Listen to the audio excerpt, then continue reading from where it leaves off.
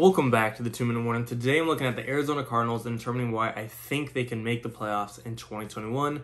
But before getting to that topic, question for those of you viewing, where do you think the Arizona Cardinals will finish in the NFC West? Will they get first, second, third, or fourth place? It's the toughest division in football, and it's not going to be easy to come on top. And I'm not saying they will be, but I do want to hear from you guys. Where do you think they will finish out? But getting straight into the topic, looking at this Cardinals team, I overall think they had a relatively good offseason, and I'll start it off with, of course, the J.J. Watt acquisition.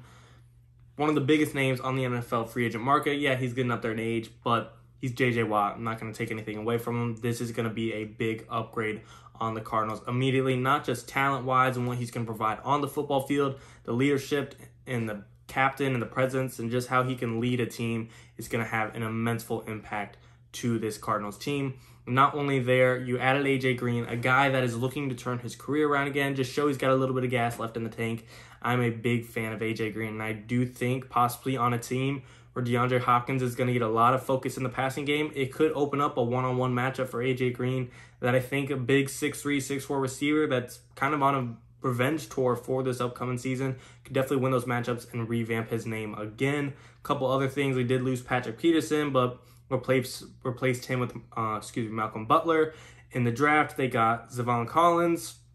I'm not sure if they'll put him at pass rusher or linebacker or one of the two, just mix them up. But overall, this Cardinals roster has been added to greatly. But looking at what they already have, of course, you got up-and-coming Kyla Murray, one of the best dual-threat quarterbacks in the NFL, probably a top 3 mobile quarterback in the NFL. You know, outside of Lamar Jackson, really, Kyla Murray might be the best runner of the football at the quarterback position in the NFL. There's guys out there like Russell Wilson can run the ball pretty well. Deshaun can run the ball very well. But like I said, Kyla Murray is up there, and he might be the second best runner when it comes to the quarterback position when open field is there. You added an extra receiver in Rondell Moore. I forgot to mention that earlier. So looking at the receiving core, D-Hop, AJ Green, Christian Kirk, Rondell Moore, that's definitely one of the better receiving cores in the NFL, that's for sure.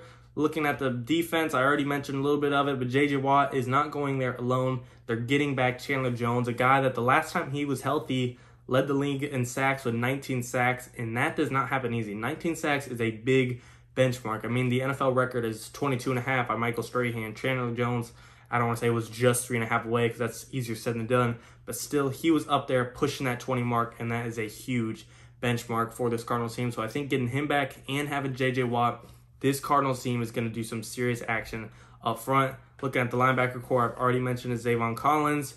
You have Jordan Hicks and Isaiah Simmons. I do think if Cliff Kingsbury could turn things around and become a better head coach, he's got a hell of a defense in this front seven. I'm still a little bit questionable about the secondary.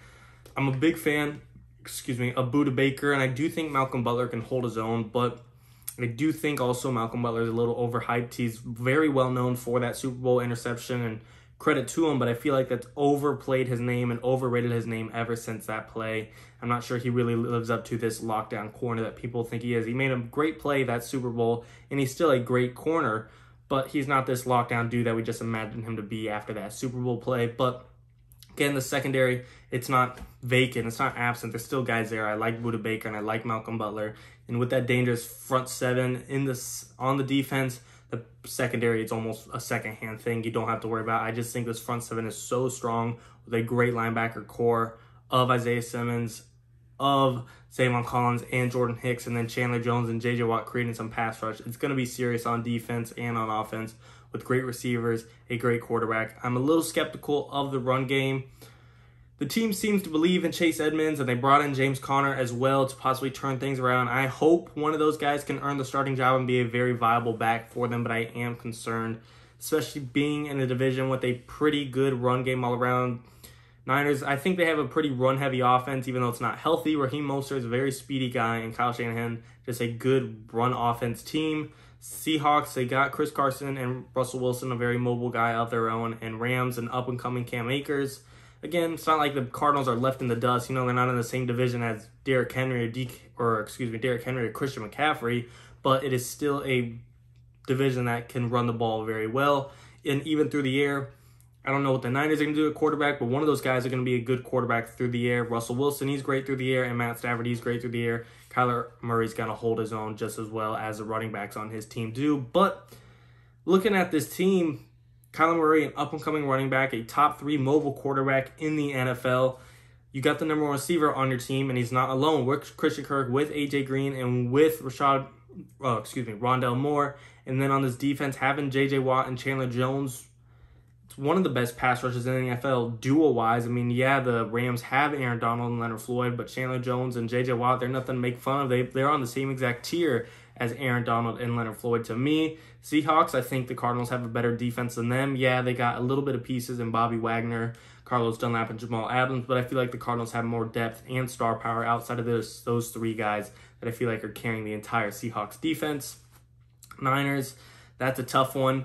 Secondary is a toss-up between the 2, but up front, who are you going to take? Nick Bosa and Arik Armstead, or J.J. Watt and Chandler Jones, and then Fred Warner's on the Niners too.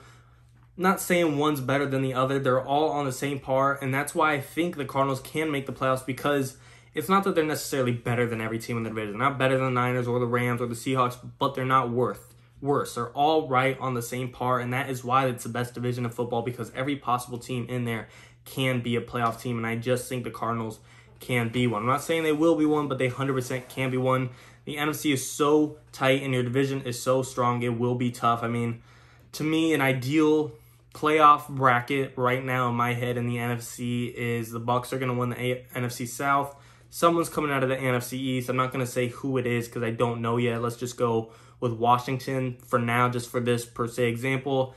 NFC North, if Aaron Rodgers comes back, the Packers are pretty much going to win that division. And NFC West, I'm going to give it to the Rams. And then in looking at the wild card spot, I think we could see the Seahawks and Niners take up the 5th and 6th seed.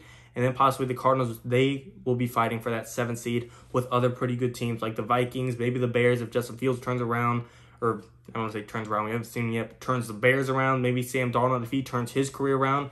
Panthers, Vikings, Bears, Cardinals, I could see them all fighting for that 7th seed. I'm not saying the Cardinals are going to be stuck with the 7th seed spot. I'm not saying they can't not even win the division, but in a worst case scenario situation, I do think this team will at least be fighting for the last spot in the wildcard round. To me, there's just no way they're not in playoff contention. At the bare minimum, they're going to be in the hunt for the last seed. You just have all the pieces that a playoff team has. It has a great receiving core, has a leadership talent at the quarterback position. He's still young, but he's already taken that team over. Defense has got a great front 7, great pass rush, and the secondary, like I said, I'm not trying to knock on it. It's not bad. It can hold its own. It's just not most stellar. So you got a secondary that can hold its own, a pass rush in the front 7. That's very scary in my opinion.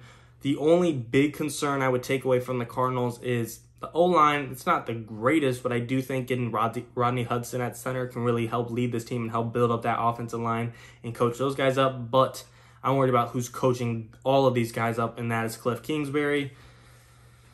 I like the dude, but when you're in a division with a very innovative Sean McVay, very innovative Kyle Shanahan, and a very historical, you might not be up to date, but Pete Carroll is a very historical and respected head coach. That is a tough division to coach against those guys, and I'm not sure if Cliff Kingsbury is on the same par as them. And that's why I have the Cardinals possibly not winning the division and fighting for the last wild card spot. Not because they don't have the roster to do it, because they don't have the guy to coach this roster to do it. And I'm not saying he can't turn things around and, lead the Cardinals to success, but just at this current pace, we need to see more out of Cliff Kingsbury. And he can't control everything, but still, we need to see progress. Any progress is progress. Slowly but surely, we need Cliff Kingsbury to turn this team around and take them to the playoffs. I 100% think they could get there. Kyla Murray's good enough.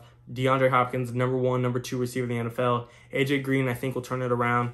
Rondale Moore, Christian Kirk, 2 pretty young guys. I can't think of Christian Kirk's age off the top of my head, but Rondale Moore, pretty good rookie coming in. Defense, that's finally getting there. As long as this team stays healthy, as long as J.J. Watt doesn't go down or Chandler Jones doesn't go down, I think this is one of the better pass rushes in the NFL, and I do think this is a serious playoff team that's not just, going to get there and be a team to joke about. I think they could possibly pull off a playoff win, Say somehow, some way, theoretically, the Rams end up as the number 2 seed in the playoffs, and the Cardinals match up against the number 7 seed. Number 2 versus number 7, you'd think number 2 would win any day of the week. But when it's a division rivalry, I think if the Cardinals can get a playoff matchup that's against someone in their division, whether it be the Seahawks, Niners, or Rams, they could pull off an upset just because division rivalries, it's anyone's game because those are always so tough, always so tight. You know each other so well, like the back of your hands, and it's always so competitive, and it just brings out the absolute best in every single player on that team. I feel like those games are a toss-up. It could go either way, one of the two ways, and I don't think obviously one team is going to be favored, but I don't think it'll be as heavily favored as we always think because division rivalries are so insane. So this Cardinals team, I think they can make the playoffs, and I even think they can make a playoff win, but it's all going to depend on Cliff Kingsbury. I like their future moving forward. They might be one more year out of the playoffs, but again, I think they should and will make it this year. If they're one more year out, I'm not surprised. If they're one more year out from finding the right head coach, I'm not surprised. But I do think there's enough talent to get them there this year. But as always, guys, I do want to hear your opinion. I don't have the Cardinals being a Super Bowl team by any means, but a playoff team, I think they're finally getting there. But as always, like I said, I do want to hear your thoughts. Where do you think they'll finish the division, and do you think they'll make the playoffs? I think they'll probably finish 3rd or 4th in the division. I know that doesn't sound great, but still, you could go 10-7 and finish 4th in that division, and you could still get a wild card spot. It's just that's such a tough division. I might see them finishing 3rd or 4th. We'll have to see, but I do want to hear your guys' thoughts on the division placement and whether or not they'll make the playoffs. And as always, guys, thanks for watching. 2-minute warning.